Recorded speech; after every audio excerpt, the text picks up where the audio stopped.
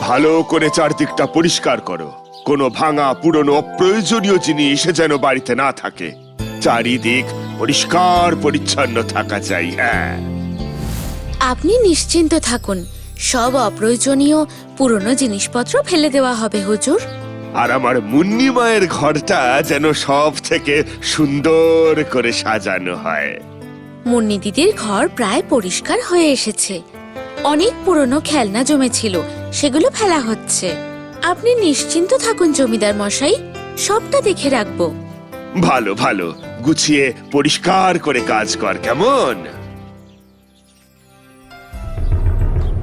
মুন্নি তো বেশ কয়েকদিন হলো খেলতে আসেনি। একবার যাবে নাকি জমিদার বাড়িতে? ও জমিদারের মেয়ে, ওর কি আর আমাদের মতো এত সময় আছে? ঠিক আছে, বলেছিস যখন, চল একবার দেখা করে আসি। হ্যাঁ চল চল, ওখানে গেলেই মুন্নি অনেক কিছু ভালো ভালো খাবার খাওয়ায়। আমার বেশ খিদেও পাচ্ছে, চল যাই। এ বাবা, বাড়ির বাইরে এ তো পুরো জঞ্জালের পাহাড়। ও মা, কি সুন্দর পুতুলটা দেখো। ওটা তো জঞ্জালে পড়ে আছে, মনে হয় মুন্নি ওটাকে নিয়ে আর খেলবে না বলে ফেলে দিয়েছে। ওইদিকে দেখ, একটা পড়ার টেবিলও ফেলে দিয়েছে। দেখ, ওই পুতুলের পাশে কাঁটা গাছ আর টবটা কি সুন্দর দেখতে। ওই দেখো, মুন্নি এদিকেই আসছে। মুন্নি, ও মুন্নি, এদিকে আসবে একবার। আরে তোমরা কখন এলে? এসো এসো, ভিতরে এসো। আমরা তোমার কাছেই এসেছিলাম দেখা করতে। তোমাদের বাড়ি পরিষ্কার হচ্ছে? হ্যাঁ, আর বলো না, কতদিন ধরে কাজ চলছে। এখন মোটামুটি সব কাজই হয়ে গেছে। ওই পুতুলটা ফেলে দেবে তুমি? ও, ওটা তো পুরনো হয়ে গেছে, তাই ফেলে দিয়েছি। আমি ওটা নেব? এ বাবা, ওটা নেবে কেন? আমি বাবাকে বলে আমার এই পুতুলের মতন তোমাকেও একটা পুতুল এনে দেব। না না, নতুন পুতুল লাগবে না আমার, ওটা পেলেই হবে। আচ্ছা, নিতে চাইলে নাও। আমি ঘর থেকে ওর জামাগুলো তোমাকে এনে দিচ্ছি, আর দাসীকে বলছি ভালো করে ধুয়ে মুছে পুতুলটাকে পরিষ্কার করে দিতে। আর আমি যদি ওই টেবিলটা নিই, তোমার কি আপত্তি আছে? ওটায় বই রেখে পড়বো। ঠিক আছে, আমি বাবাকে বলে পেয়াদা দিয়ে তোমাদের বাড়িতে টেবিল পাঠানোর ব্যবস্থা করে দেব। তবে যদি কিছু মনে না করো, ওই কাঁটা গাছটা আমি নেব। এ মা, ওই কাঁটা গাছটা তো বাবা ফেলে দিতে বললো। আমি বরং মালি কাকাকে বলে তোমার জন্য ভালো ভালো ফুলের গাছ বাড়িতে পাঠিয়ে দেব। না, ফুলের গাছ না হয় পরে নেব, ওটাও তো একটা জীবন্ত গাছ। ফুল ফল হয় না তো কি হয়েছে, গাছ আমাদের সব থেকে কাছের বন্ধু। একটা গাছ যে একটা প্রাণের সমান। আমাকে গাছটা দিয়ে দাও, আমি ওর দেখাশোনা করব। আচ্ছা বাবা, আচ্ছা, তোমার যখন ওই গাছটা পছন্দ হয়েছে তুমি নিয়ে যাও। এবার চলো ভিতরে এসো, আমরা কিছু খাবারের ব্যবস্থা করছি। না না থাক, তার আর কি দরকার, আমাদের খিদে পায়নি। এ বাবা, তাই হয় নাকি? আমার বাড়ি থেকে খালি মুখে কিছুতেই যেতে দেব না। তুমি এত জোর করছো যখন, তাহলে আর না করব না। চল কৃষ, চল রানী, গিয়ে কিছু খেয়েই নি।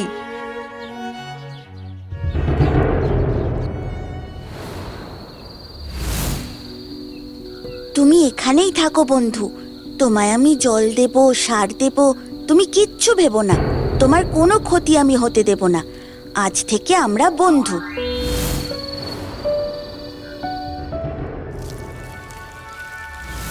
এই গাছটা তুই এনেছিলিস না কাল? তোকে আমি বারণ করেছিলাম না কোনো কাঁটা গাছ আনবি না? এটাকে বিদেয় কর আগে। তোমার দুটো পায়ে পড়ি, এটাকে ফেলো না মা। তোমায় না হয় ফুলের গাছও আমি এনে দেব, আর এই কাঁটা গাছের যত্ন তোমাকে করতে হবে না, যা করার আমিই করব। তুমি শুধু ওকে এখানে থাকতে দাও। আচ্ছা বেশ, কিন্তু আমি কিছুতেই এই গাছে জল দেব না, বলে দিলাম।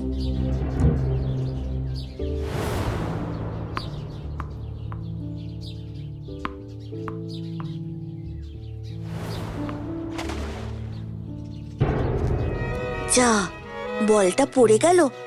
এবার আর কি নিয়ে খেলবো? ধুর, ভাল লাগে না। যাই, বাড়ি চলে যাই।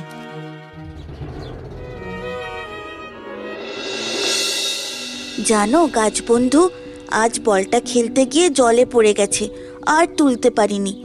একা একা আর কি খেলবো, তাই চলে এলাম তোমার কাছে। তোমার এখানে কোনো অসুবিধা হচ্ছে না তো? বাবু, এবার পড়তে বস। হ্যাঁ মা, বসছি।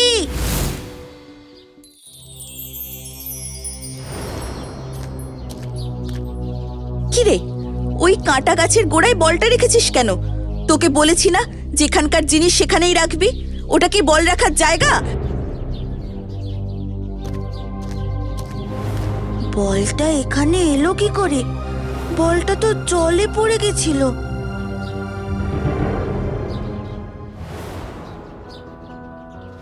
যা, অঙ্কের খাতাটা তো স্কুলেই ফেলে এলাম। স্কুল তো ছুটি হয়ে গেছে, আর তো গেলেও পাবো না।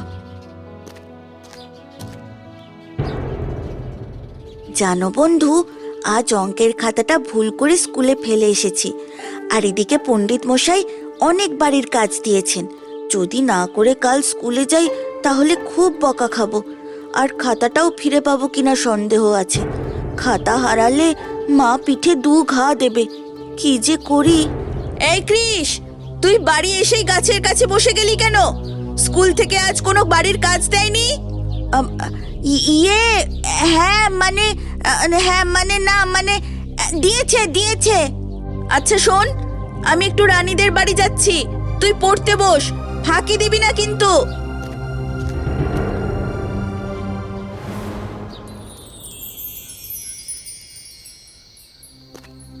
এই কৃষ, বলি তোর কি মাথাটা খারাপ হয়ে গেছে? এটা কি তোর খাতা রাখার জায়গা? তাও আবার অঙ্কের খাতা ফেলে রেখেছিস। দাঁড়া, আজ তোর বাবা আসুক, আমি বলছি। অঙ্কের খাতা এখানে? আমি তো অঙ্কের খাতা স্কুলে ফেলে এসেছিলাম, এখানে কি করে এলো? খাতা স্কুলে রেখে এসেছিস না অঙ্ক না করার জন্য এই গাছের তলায় লুকিয়ে রেখেছিস? সত্যি কথা বল। দাঁড়া, আজ বাবাকে আসতে দে, তারপর দেখাচ্ছি মজা। চপ বাবা। শোন, আমি একটু বেরোচ্ছি, তুই আজ নিজে ভাত বেড়ে খেয়ে নিস, রান্না করা আছে। কোনো দুষ্টুমি করবি না কিন্তু। মা, আজ কি রান্না হয়েছে? ভাত, ডাল আর লাউয়ের তরকারি। আজ আমার খুব মাছ ভাজা খেতে ইচ্ছে করছে, আমি লাউ খাবো না। আচ্ছা, আমি কাল তোকে মাছ ভাজা করে দেব। আজ আমি হাটে যাওয়ার সময় পাইনি রে। আজ লক্ষ্মী ছেলে হয়ে খেয়ে নে বাবা, আমি আসছি।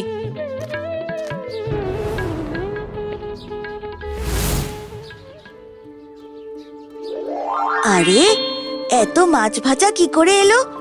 মা তো বললো হাটে যাইনি। তাহলে কি কাঁটা গাছ? হ্যাঁ, বুঝেছি। তার মানে কাঁটা গাছ আমার সব সমস্যা সমাধান করে দিচ্ছে। ওর কাছে তার মানে জাদু ক্ষমতা আছে। ওরে বাবা, জাদু কাঁটা গাছ! এই গাছের খবর তো ওস্তাদকে এক্ষুনি দিতেই হবে।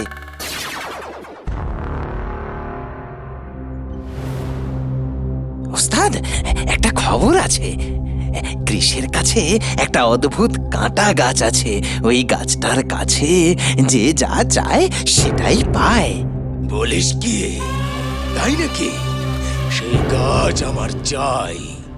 তুই ছাগলের ছদ্মবেশে গিয়ে গাছটাকে মুড়িয়ে খেয়ে আসবি।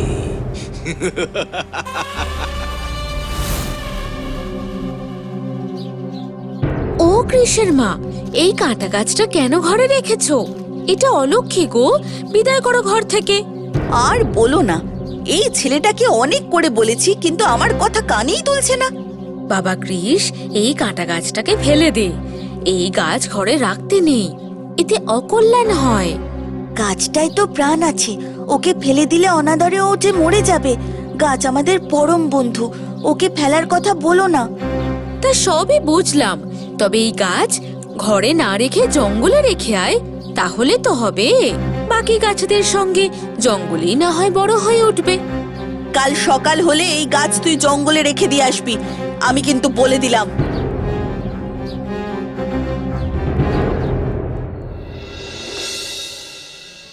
আমি জানি এই চমৎকারগুলো তুমি করেছো, কিন্তু আমি মাকে বললে কিছুতেই মা বিশ্বাস করবে না।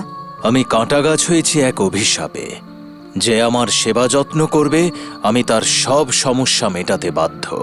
তুমি কথা বলতে পারো? আমি হলাম মায়া রাজপুত্র। এক সাধুর অভিশাপে কাঁটা গাছ হয়ে গেছে।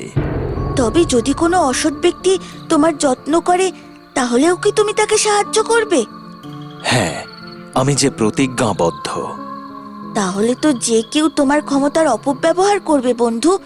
তোমাকে অভিশাপ মুক্ত করার কোনো উপায় নেই? আছে বইকে। পূর্ণিমা তিথিতে মধ্য গগনে যখন চাঁদ থাকবে, তখন যদি কেউ আমার গাছের গোড়ায় গঙ্গাজল, তুলসী মঞ্জরি ও পঞ্চমুখী বেলপাতা লাল সুতোয় আমার ডালে বেঁধে দেয়, তাহলে এই অভিশাপ থেকে আমার মুক্তি হবে। কালই তো পূর্ণিমা, আমি দেখছি কি করা যায়।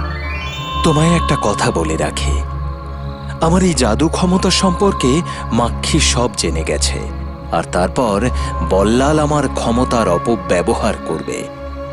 তার আগেই তোমার যা করার তা করতে হবে।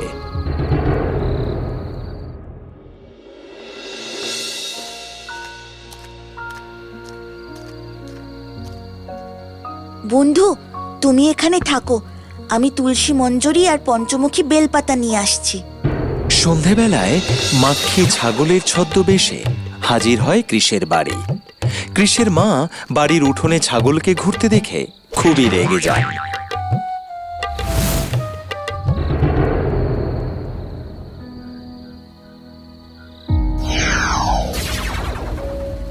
তোমায় অনেক ধন্যবাদ বন্ধু। আজ তোমার জন্যই আমি অভিশাপ মুক্ত হলাম। আমি সবসময় তোমার পাশে থাকব। যদি কখনো কোনো সমস্যায় পড়ো, আমাকে ডেকো, আমি তোমাকে সাহায্য করব। এখন আমি আসি। খুব ভালো থেকো, আবার দেখা হবে।